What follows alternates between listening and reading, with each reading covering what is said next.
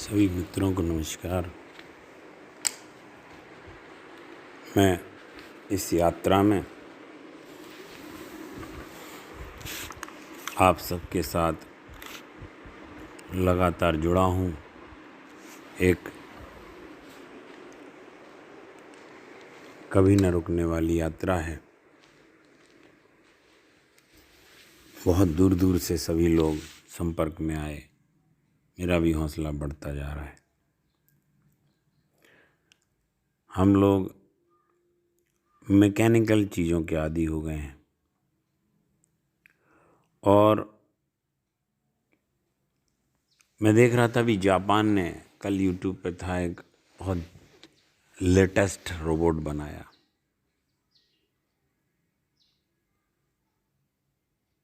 और उस जो यांत्रिकता की यात्रा है उसमें हम मशीनों के ऊपर इतने आश्रित हो गए हैं। एक वृक्ष जो अपने आप में चमत्कार होता है, लगातार कॉलोनी बना रहे हैं, बड़े बड़े बिल्डिंग्स बना रहे हैं, उनके नाम पे चमत्कारी वृक्षों को बलि देते जा रहे हैं। हाँ, हम मशीनों से ताकतवर बन गए हैं और धीरे धीरे लोगों की नज़र में लग रहा है हम बहुत पावरफुल हैं, पर हम कमज़ोर होते जा रहे हैं। हम जो नेचुरल हमारी प्रकृति के द्वारा मिलने वाले संसाधन हैं वो हर दिन कम हो रहे हैं और पूरी पृथ्वी खाली हो रही है वृक्षों से। वृक्षों की वजह, एक पिक्चर आई थी अक्षय कुमार की, उसने मोबाइल से जो टावर बनाए जाते हैं उसकी वजह से पक्षियों के घर उजड़ जाते हैं, उसके ऊपर वो फिल्म थी। और हम जो देख रहे हैं दिन ब दिन चांद पे जाके प्रूव कर रहे हैं हम पावरफुल हो रहे हैं। हम पावरफुल नहीं हो रहे हैं, हम बहुत कमज़ोर हैं।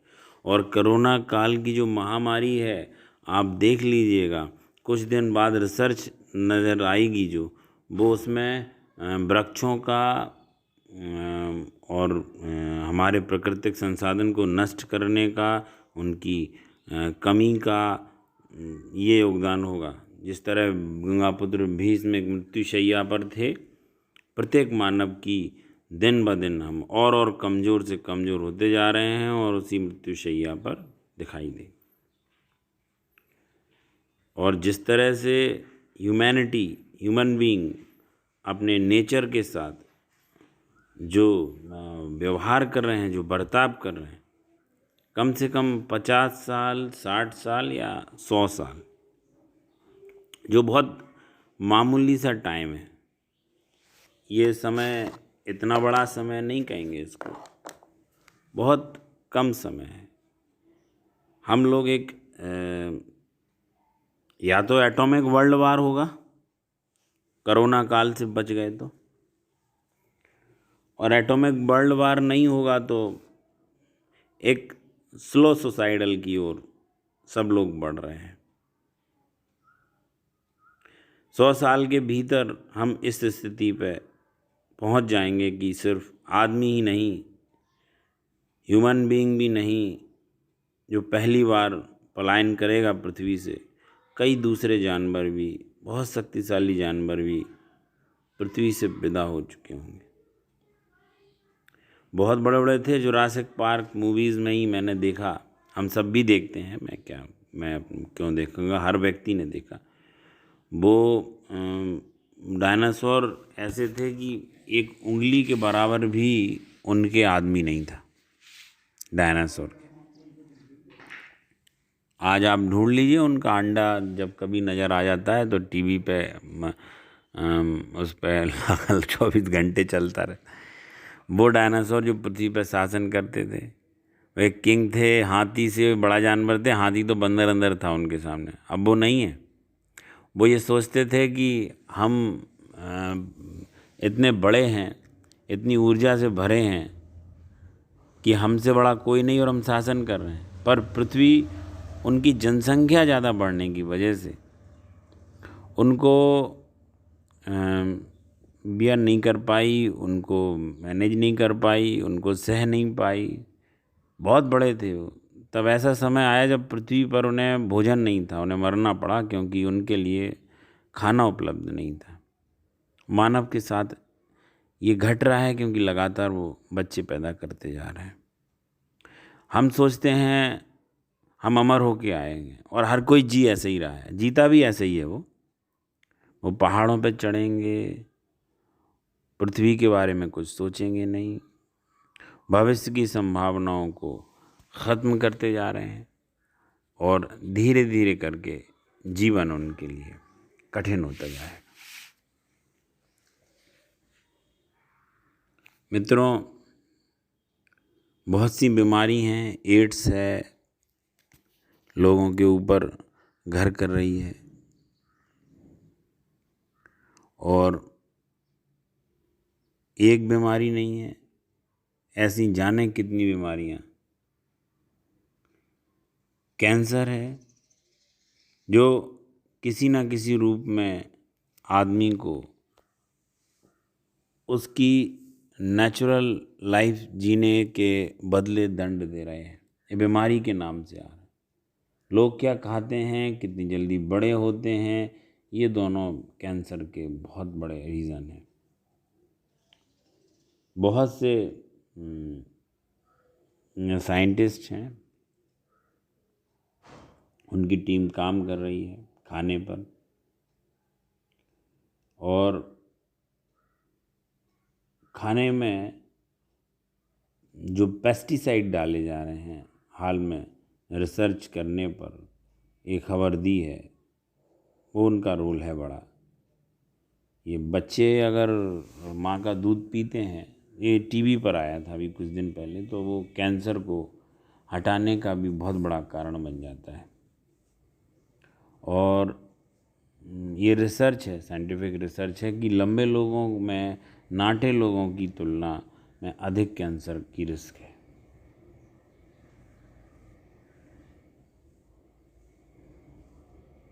मैसाचुसेट्स के Harvard school of public health के एक साइंटिस्ट हैं, रिसर्चर हैं, डॉक्टर वॉल्टर विलेट ने एक कॉन्फ्रेंस में कहा, आवश्यकता इस बात की है कि हम कैंसर को बहुत से लॉन्ग टर्म इफेक्ट का परिणाम माने।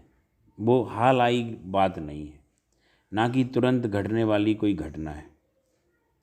अभी एक रिपोर्ट है विश्व कैंसर शोध निधि और अमेरिका कैंसर रिसर्च का इंस्टीट्यूट ने एक म्यूचुअल कॉन्फ्रेंस में ये बात बताई। वैज्ञानिकों ने एक ग्रुप के द्वारा 5 वर्षों तक रिसर्च की और उसके परिणाम आए। उन्होंने कैंसर को खाना, यानी हमारा जो आहार है, एक्सरसाइज है, और वज़न के साथ कैंसर पर 7000 सैंपल्स पर काम किया, उनकी समीक्षा की। उन्होंने जो सुझाव दिए, और अधिकांश सरकारी और विश्व स्वास्थ्य संगठनों के विशेषज्ञ के ये स्टेटमेंट हैं, वे काफ़ी पहले से फल, सब्जी, अनाज की सलाह देते रहे, और वसा के स्थान पर ये पदार्थ हार्ट है, डायबिटीज़ है, कैंसर से बचाते रहे। ये एक ग्रुप था जो स्वस्थ वजन बनाए रखने को, कैंसर के खतरे को कम करने के लिए काम कर रहे थे। 400 पन्नों की एक रिपोर्ट में उन्होंने कहा, शरीर के वजन के अनुपात में यथासंभव दुबले पतले रहे। एक बहुत कीमती बात उन्होंने बताई। जैसा कि वे कहते हैं कि एक्सरसाइज बहुत बड़ा हमारे लिए लाभकारी विषय होगा। इसमें फल, सब्जी, गेहूँ जैसे वनस्पति का ज़्यादा सेवन करें, मांसाहार से बचें, और सबसे बड़ी बात, कैंसर एक लेटेस्ट बीमारी है, और ये जीवन में तनाव और प्रेशर और लगातार टेंशन। रियलिटी में देखें, अभी तक शरीर के माध्यम से इसका कोई इलाज नहीं ढूंढ पाया। वैज्ञानिक लोग इसकी कोई दवा ढूंढ नहीं पाए। और अगर कैंसर का इलाज मन से हो सकता है ध्यान से, तो दुनिया की सब बीमारी का इलाज भी मन से हो सकता है। और ये भी एक किसी वायरस से कम नहीं है, लगातार काम कर रहा है। अभी तक आप देखिए कि अभी संजय दत्त को हो गया, लेटेस्ट है, बहुत सारे लोग बच के भी आ गए हैं। आदमी को शरीर में वो प्रवेश करता है सालों पहले, उसका परिणाम आता है बहुत देर में। पेड़ों की संख्या बढ़ानी है, हेल्थ का ध्यान रखना है, तनाव कम से कम लेना है, बहुत ज़्यादा महत्वाकांक्षी होने की ज़रूरत नहीं है। एक व्यक्ति ने क्वेश्चन किया कि बच्चे खाना नहीं खाते हैं, उनके लिए क्या करा जाए।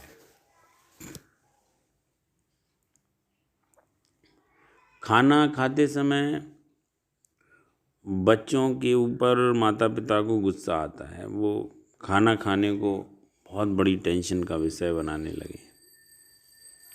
और अभी एक रिसर्च है और उसमें बहुत बड़ी मैगज़ीन है, उसका एक नया अध्ययन से लोगों को पता चला, आदमी जो खाना पसंद करता है उसमें बहुत कुछ योगदान उसके जीन्स का होता है। किंग्स कॉलेज है लंदन का, उस ग्रुप ने बहुत लंबे समय इस पर रिसर्च करी।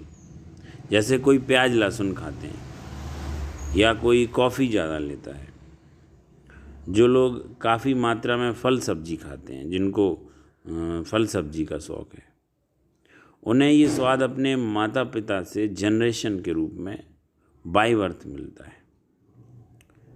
Twin research and human genetics नाम की एक मैगज़ीन है, उसमें लिखा हुआ है, एडिशन निकला है, भोजन हमारी पसंद सामाजिक और पर्यावरण कारणों के बावजूद हमारे जीन्स के हिसाब से तय होता है, खानदानी होता।